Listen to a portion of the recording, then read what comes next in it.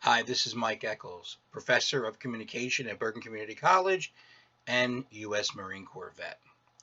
Memorial Day always has a special feeling for me. It's a special day every year where, with all the partying you do down the shore, and I take my wife and my daughter, we go down to the seaside every Memorial Day weekend. And, my in laws are down there, and then we'll go to the boardwalk and, the barbecues and everything else.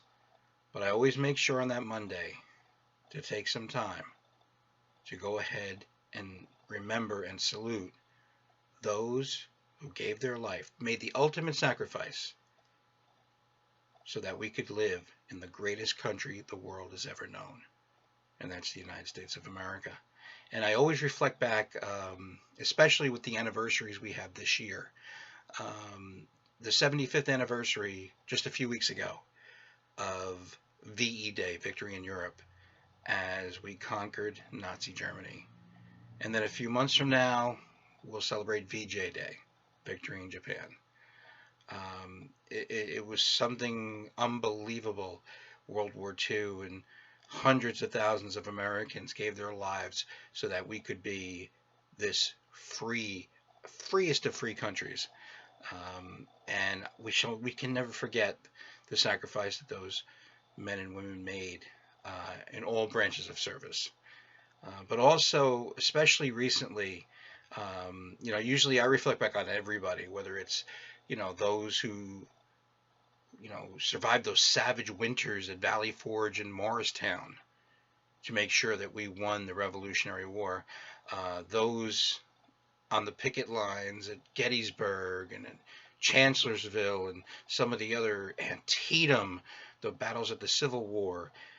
Teddy Roosevelt, the Rough Riders charging up San Juan Hill. Uh, Although we remember the glory of Teddy Roosevelt, quite a few of those Rough Riders lost their lives in those battles in 1898. And I always reflect back, of course, on World War One, our doughboys going over there, send the word.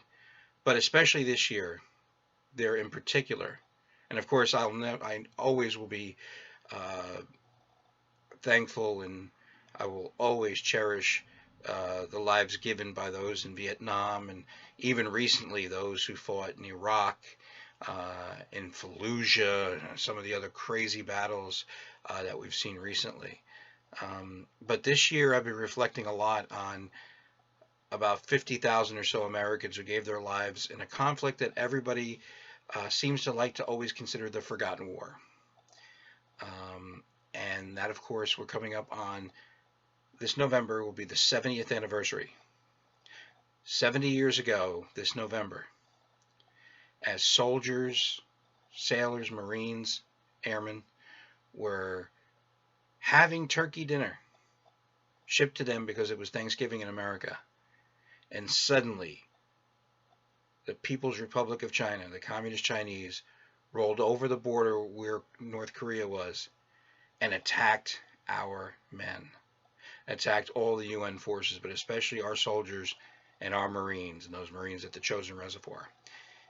And of course, we were able to stave them off until we finally had the, uh, I guess you could say, the peace. It wasn't really a peace treaty, but just an armistice or a ceasefire in 1953.